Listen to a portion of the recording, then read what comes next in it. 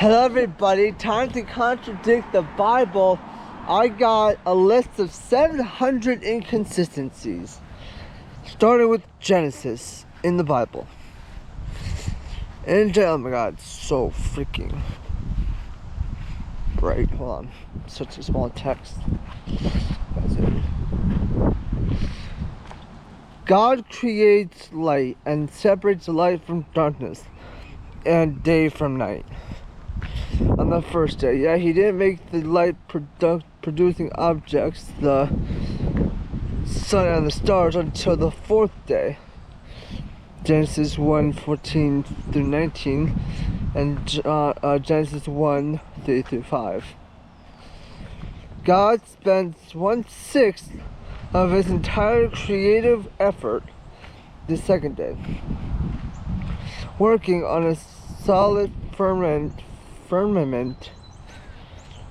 This strange structure, which God calls heaven, is intended to separate the higher waters from the lower waters.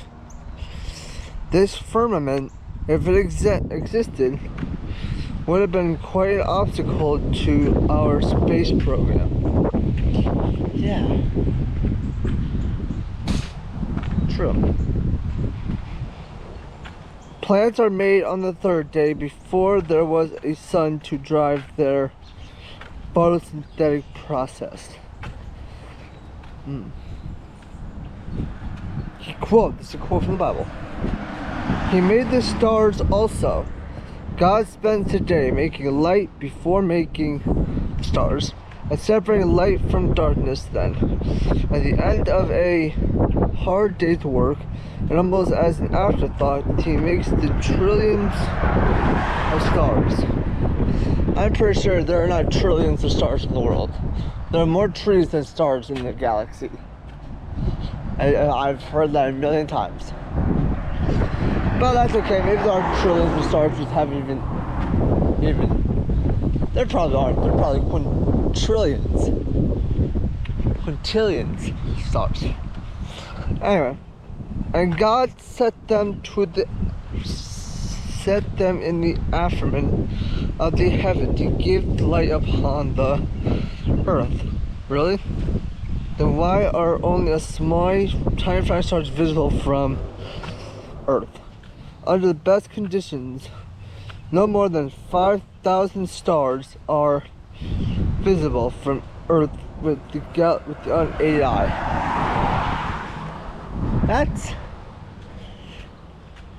Sounds crazy. Yet there are hundreds of billions of stars in our galaxy, and 100 billion or so galaxies.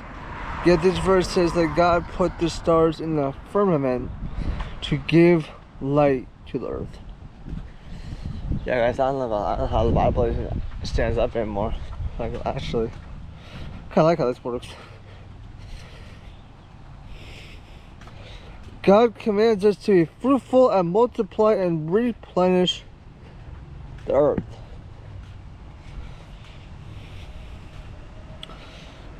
And subdue it, and have dominion over it. Every living thing that moveth upon the earth. This verse is used to justify Christian opposition to birth control, to concern for the environment, and to animal rights. The earth was made for humans, and they can do as they damn well please with it. Genesis 1:28. Technically, he's right. Technically, he's politically correct.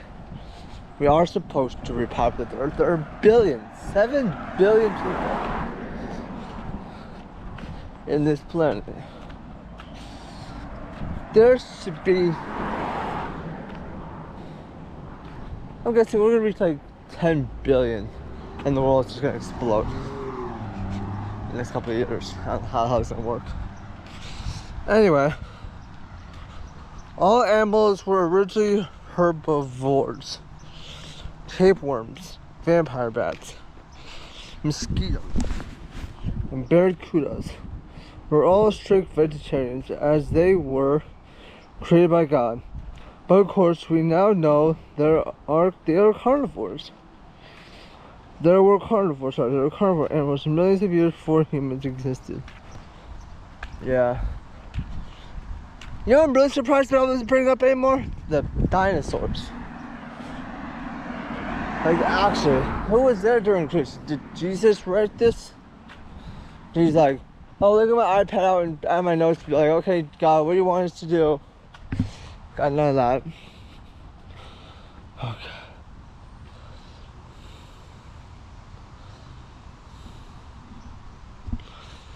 Okay, God makes the animals and parades them before Adam to see if any would strike his fancy.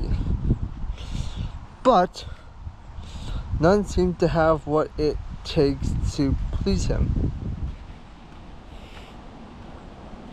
Although he is tempted to go for the sheep. Okay.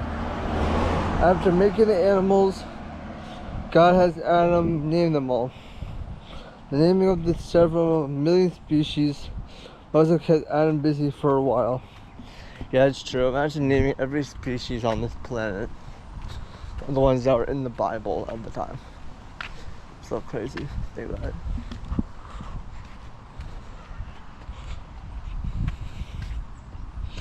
God's clever talking serpent. Like he would believe talking serpents. God walks and talks to himself in the garden and plays a little hide and seek with Adam and Eve. Chapter 3, verse 8 through 11, Genesis. God curses the serpent. From now on, the serpent will crawl on his belly and eat dust. One wonders how he got around before. By hopping on his tail, perhaps? But snakes don't eat dust, do they? Yeah, that's not a contradiction. You would think that would definitely contradict itself. I'm gonna sit in the shade, crack open a nice can of Pepsi, and be on our way.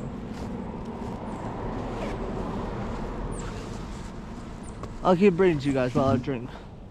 Ugh.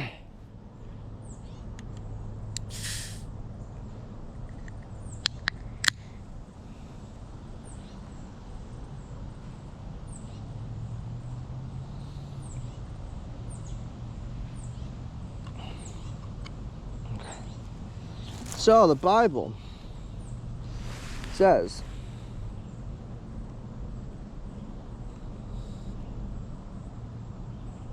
God kills some animals and makes some skin coats for Adam and Eve. Chapter 3, verse 21. Cain is worried after killing Abel and says, everyone who finds me shall slay me.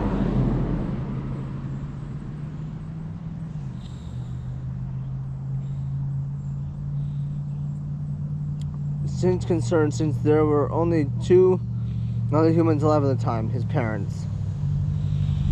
And Cain went out from the presence of the Lord.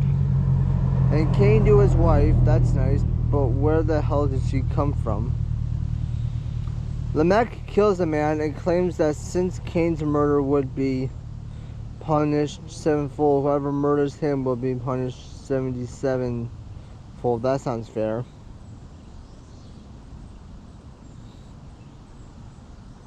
God created a man and woman, and he called their name Adam. So the woman's name was Adam too. Chapter 5, verse 2.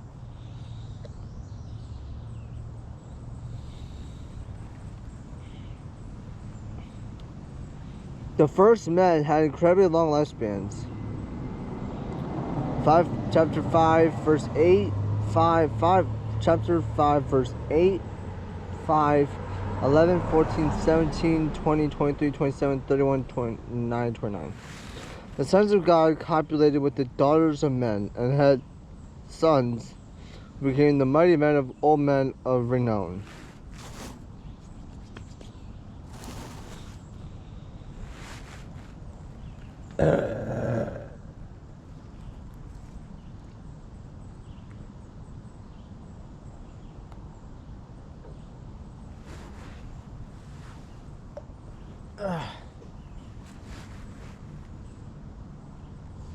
Hold on.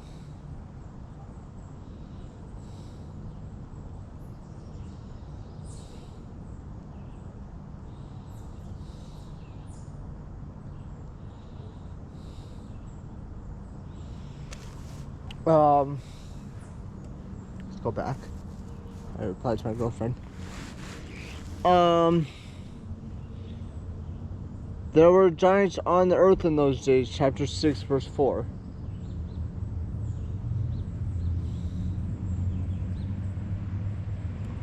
God decides to kill all living humans because the human imagination is evil. Later, in chapter 8, verse 21, after he kills everything, he promises never to do it again because this human imagination is evil. Go figure.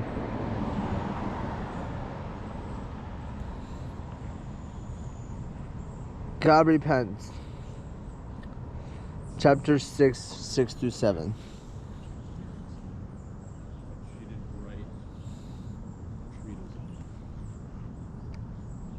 God was angry because the earth was filled with violence. But didn't God create the whole bloody system in the first place? Predator and prey, parasite and host, weren't they all designed by God? Oh, it's true that according to chapter 1, verse 30, God originally intended the animals to be vegetarian. But later he changed, in chapter 3, verse 18, he changed all that. Still, the violence, the anger of God was of his own making. So what was he upset about? And how would killing everything help to make the world less violent?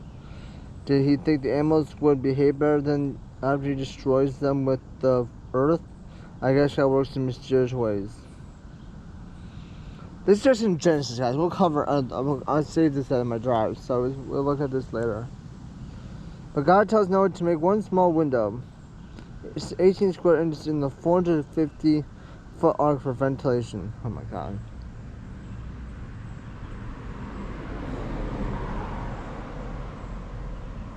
Noah the just and righteous. Noah the drunk and naked. God opens the windows of the heaven. He does this every time it rains.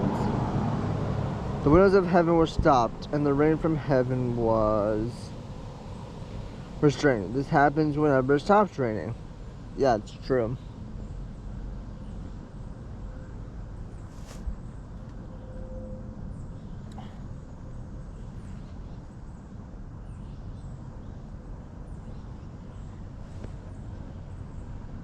Yeah, that's in Genesis, guys.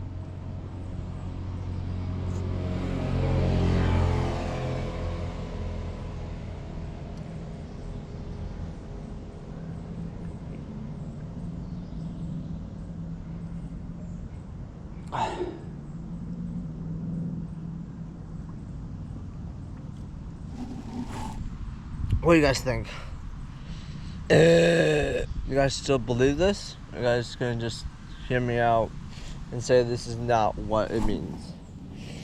It's clearly the vibe I'm getting is that the Bible doesn't make any sense. And that it would make sense if you actually read it. But I've read the Bible. I'm not quite a pastor. I never studied it to the extent that a pastor would. But I'm extremely skeptical.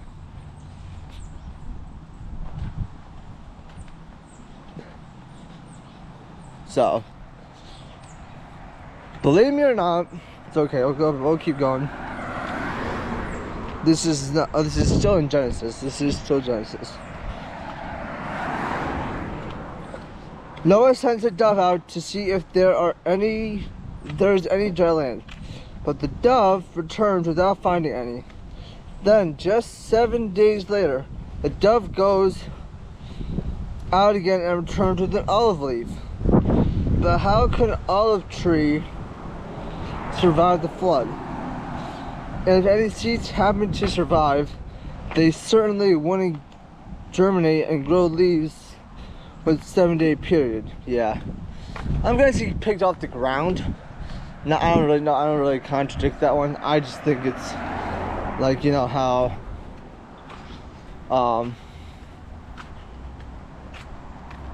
people are like, she found it after 7 days. I guess 7 days. You get probably a lot of water could be gone in 7 days. But again, I think time was different back then. So 7 days today, if let's say Westbrook, where I live, overflowed its banks, then it would flood probably not even half of Westbrook. But there are drains, so we would see appropriate results in about 7 days. So I would not contradict that one. But I guess a flood is different than just overflowing banks, which technically would be a flood, right? If it rained for, let's say it rained for 7 days. I guess that'd be enough to actually like flood some part.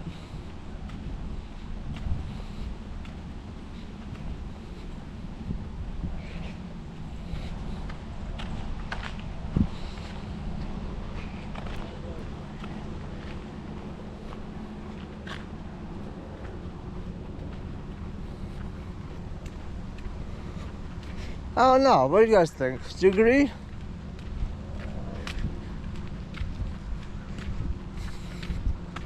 Okay. Noah kills the clean beasts and burns their dead bodies for God. According to chapter 7, verse 8, this will cause the extinction of all clean animals, since only 2 of each were killed.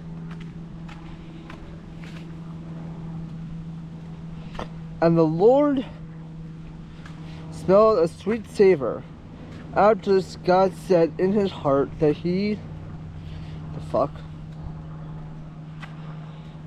that he'd never do it again, because man's heart is evil from his youth. So God promises not to do it again because humans are evil.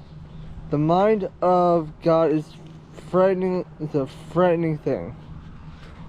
Yeah, I get that.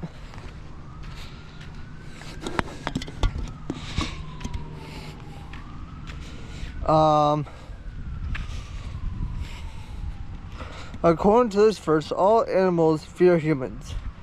Although this is true, it is true that many do. It is also true that some do not.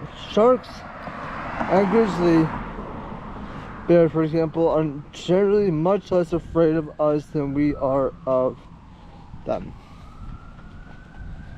That makes perfect sense, because they can kill you in 2 seconds. All it takes is pull you under the water for a shark, and all it takes is literally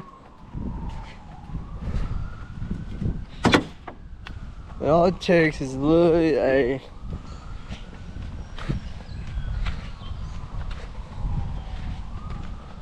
takes a couple claw marks to the back to make you bleed out. It's really not that difficult. Okay. In your hands are the animals delivered.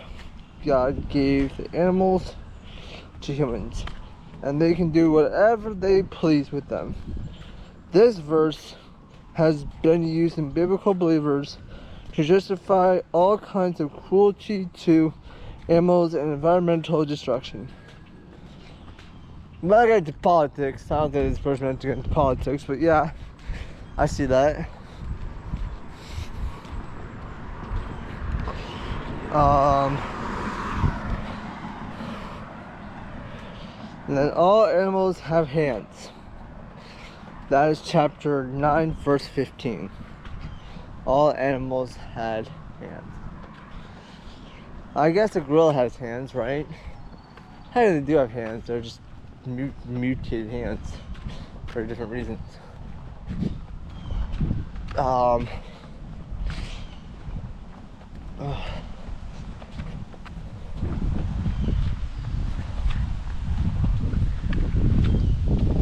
that feels good. That breeze.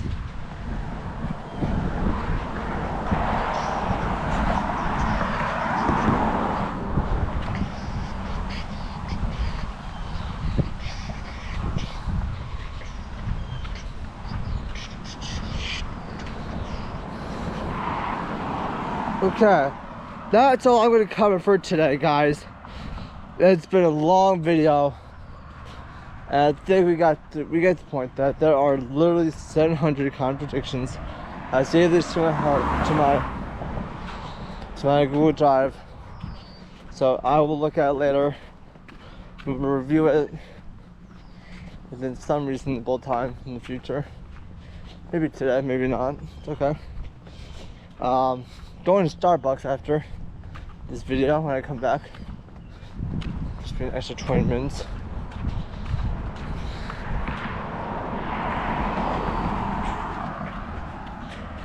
But what do you guys think? Is that a reasonable thing to say? Like that God messed up in the Bible? Because I have all the contradictions right here on my phone, and they have scripture verses to support them. On the verse of the Bible they're using, that can be debated.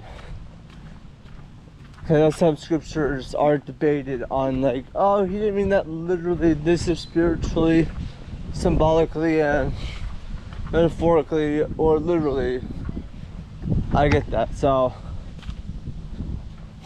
if we were to take the Bible literally, and all the animals, and this is in Genesis, guys. That's like 1, 2, 3, 4, 5, 6, 9, 10, 11. It's a whole page. A page and a half of contradictions. And I'm just getting started.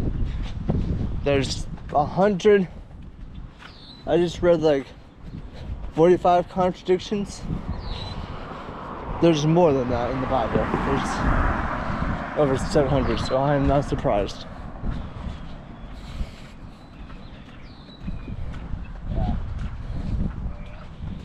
So,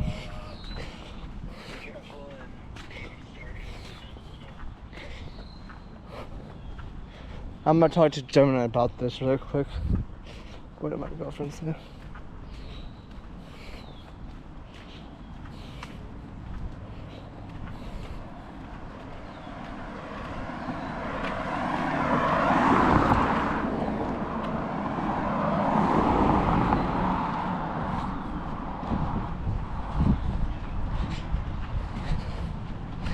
What do you guys think? Would that be a good idea to make a series on the Bible? Literally, I'll be just reading off of my script here. Nope, that's not my script, so that's my text. This script. What do you guys think? Would it be a good idea or not?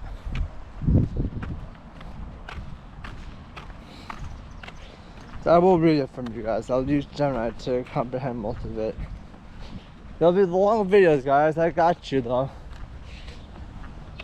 As long as they're less than 256 gigabytes, I think we're good. That's half a micro SD card dedicated to a video.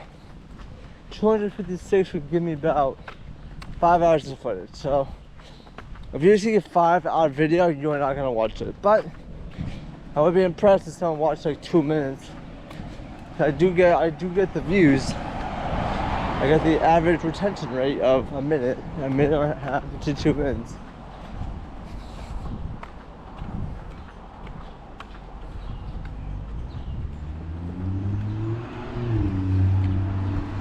So you guys think, is that a good series? Is that a good contradiction? Are you guys finally come to your senses?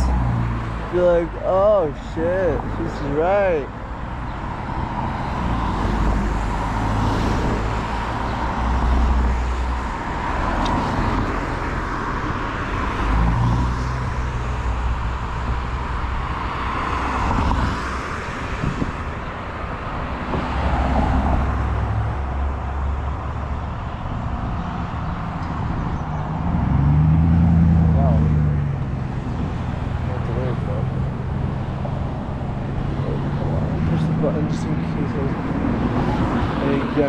access Wait. to the freaking sidewalk.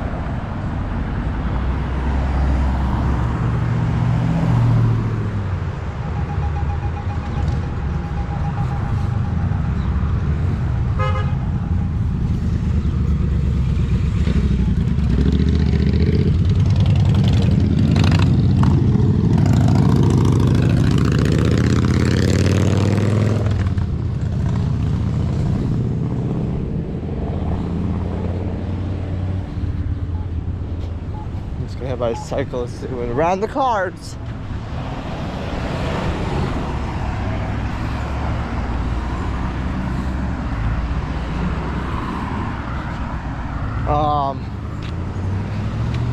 Yeah, guys. That's about all I could have to say. Hope you guys enjoyed this video. If there's anything you need to hear, say, tell me, email me, DM me, I got you. I got you. And there's nothing wrong with contradicting me.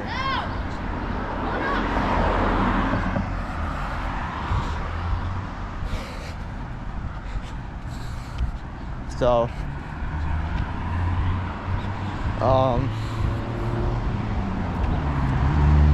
what do you guys think about this video? Was it a good video? Give me feedback. Anyway, guys, thank you for watching. Have a great day. Gonna head back in a minute. I'll be there in like 10 minutes. So, thank you guys for watching. Have a great day. Peace.